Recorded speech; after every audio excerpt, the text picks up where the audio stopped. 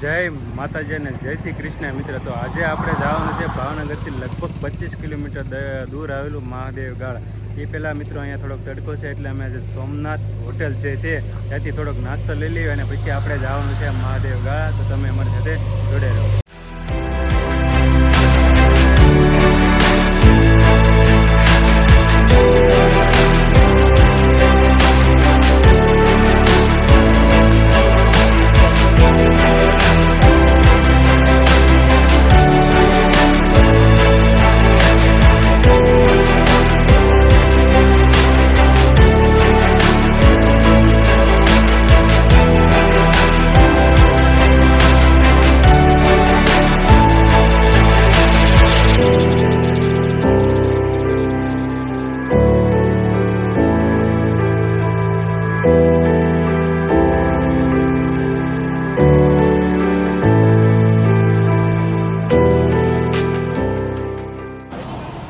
Finally મિત્રો અમે સોમનાથ પાન સેન્ટરમાંથી નાસ્તો લઈ લીધો છે અને હવે અમે અહીંયાથી જવાના છીએ આપણે મહાદેવ ગાળા. તો તમે જોડે રહેજો અને વિડીયો ફૂલ જોયો, ખૂબ જ એન્જોય કરવાનો છે આપણે. તો ચાલો આપણે જઈએ મહાદેવ ગાળા. તો જય માતાજી.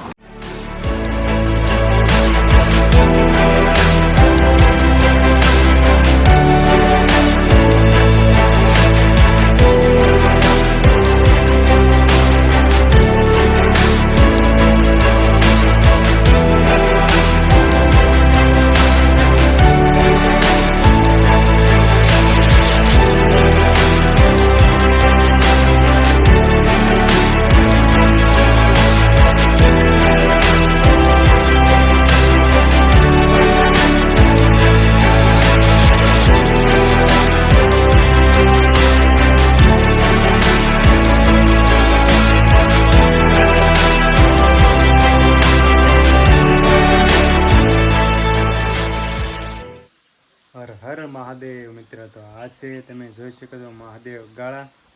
ખૂબ જ અહીંયા શાંતિ છે અને બંને બાજુ છે ઝરણાઓ વહી રહ્યા છે. તો તમે લાઈવ અહીંયા જોઈ શકો છો અને ખૂબ જ સારું એવું લોકેશન છે. તો તમે મહાદેવના દર્શન પણ કરી લો. હવે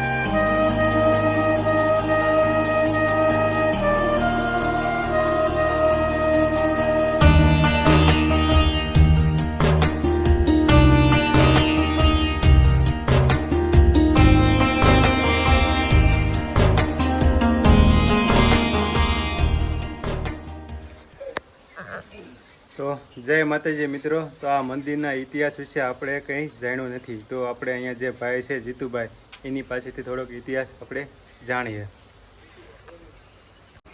જય માતાજી જીતુભાઈ. તો આ મંદિરના ઇતિહાસ વિશે તમે શું કહેવા માંગો છો? માતાજી પુરાતન છે, પાછળ હતું થાનું. હા, માતાજી અહીંયા જે છે કે ને બીજી અહીંયા સમાધિ છે. હા, એમને બધું રસાયું છે. બધું નીચે હતું, કાંઈ સર્જન નહોતું.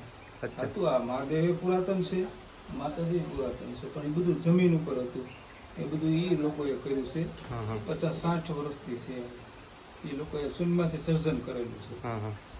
સાણોદર મહાદેવ ગાળામાં નામ રોશન એને જ કર્યું છે. અમે કોઈ ફંડ પાડો નથી, કોઈની રીતે નહીં કર્યું છે.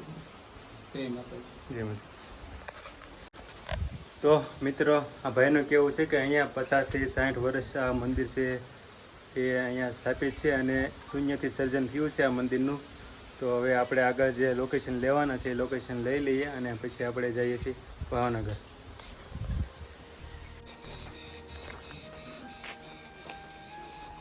સીતારામ દાદા ઉપર કેનું મંદિર છે?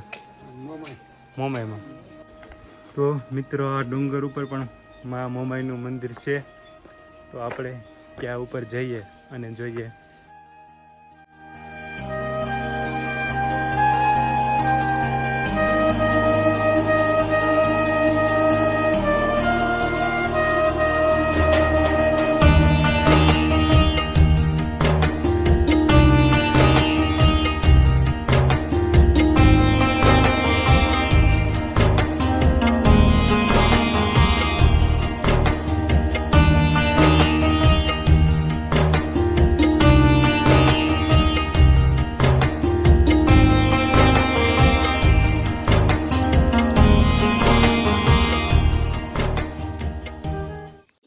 તો મિત્રો આ છે ડુંગર ઉપર આવેલું મોમાઈમાનું મંદિર. તો અહીંયા જે સીડીયા છે એ સાવ સીધી સીડીયા છે અને તડકો પણ એટલો જ હતો એટલે સાવ એનર્જી પૂરી થઈ ગઈ છે અને સાવ થાકી ગયા છે. તો મિત્રો હવે અહીંયા અમે થોડુંક પાણી પીશું અને થોડોક આરામ કરીશું અને પછી જે છે એ લોકેશન લેવાનો પ્રયત્ન કરશું. તો તમે જોડે રહેજો અને એકવાર અહીંયા મહાદેવ ગાળા જરૂરથી આવજો. તો આપણે મળીએ થોડા ટાઈમમાં. તો મિત્રો પહેલી વાર અમારે થોડીક ભૂલ પડી ગઈ છે અને તડકાના અમે આવી ગયા છીએ. અમને એવું હતું કે ડુંગરમાં થોડોક સાઈડ હોય છે અને પવન પણ આવશે, પણ હકીકતમાં એવું કાંઈ છે નહીં. અહીંયા ફૂલ જ ગરમી થાય છે. તો હવે આપણે થોડોક અહીંયા જે નાસ્તો લાવ્યા છીએ નાસ્તો કરી લઈએ અને પછી આપણે થોડું લોકેશન લઈએ.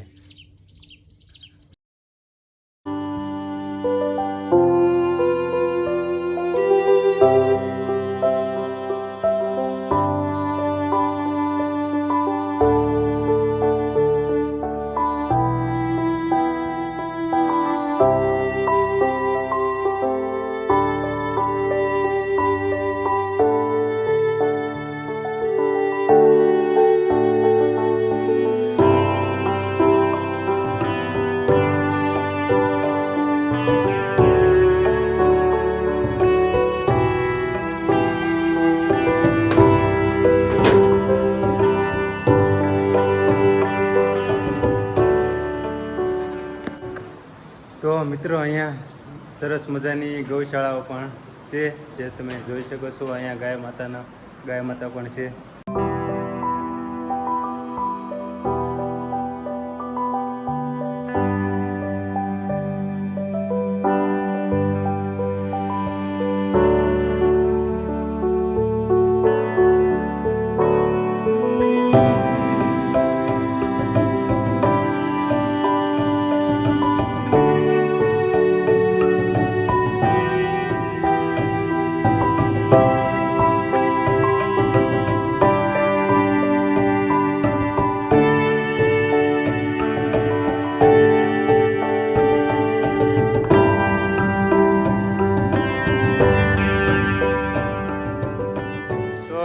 જય માતાજી મિત્રો, આ છે આપણે સાણોદરના ભાઈઓ સાગરભાઈ ને જયેશભાઈ. તો કેમ છો ભાઈઓ તમે? મજામાં ને? તો મિત્રો આ ભાઈઓ અમને થોડાક જંગલમાં લઈ જાય છે, ડુંગરામાં, અને થોડીક ટ્રીપ અમે અહીંયા કરવાના છીએ. તો તમે આવો અમારી સાથે.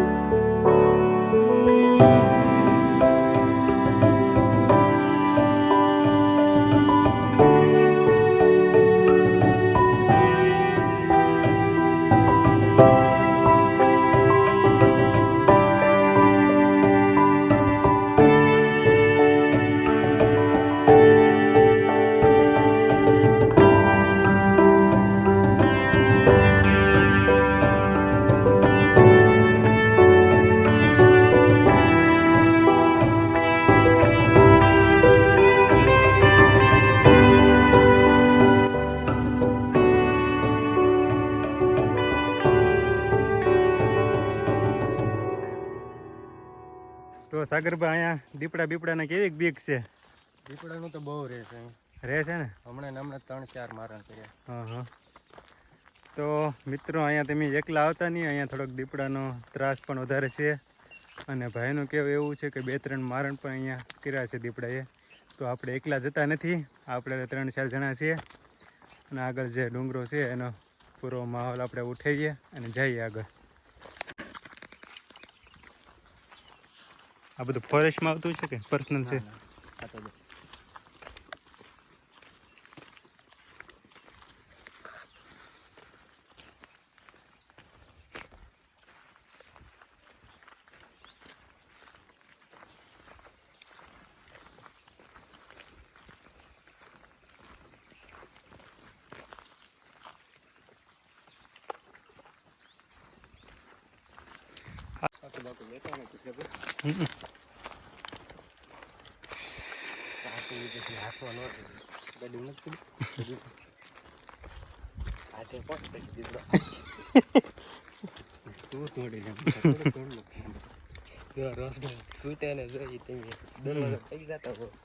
દરવાજો બંધ કરવા ભાગ્યા કરવાની ભાગવત છે.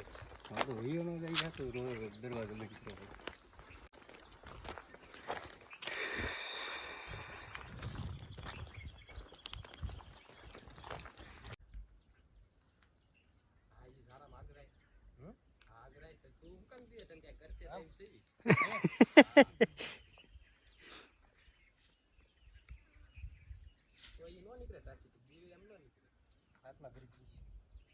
એ હાથ ના નાખતા, આવી જાવ.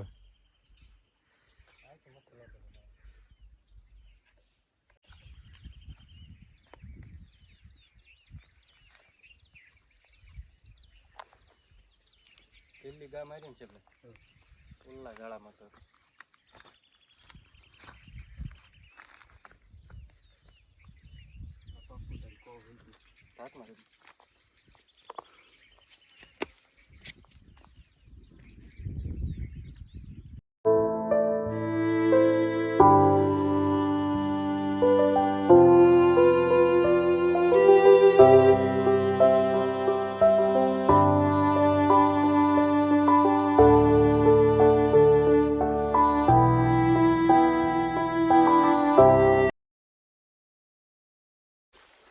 તો મિત્રો અહીંયા જે 2-3 ભાઈઓ આપણે હતા, ખૂબ જ સેવાનું કામ કરી રહ્યા છે. અને આવીને એવી સેવા હતી તે મિત્રો આપણે અહીંયાનું જે વાતાવરણ તમે જોઈ શકો છો એ ઊભું થાય છે. તો એવા મિત્રોની આપણે જેટલી તારીફ કરીએ એટલી ઓછી છે.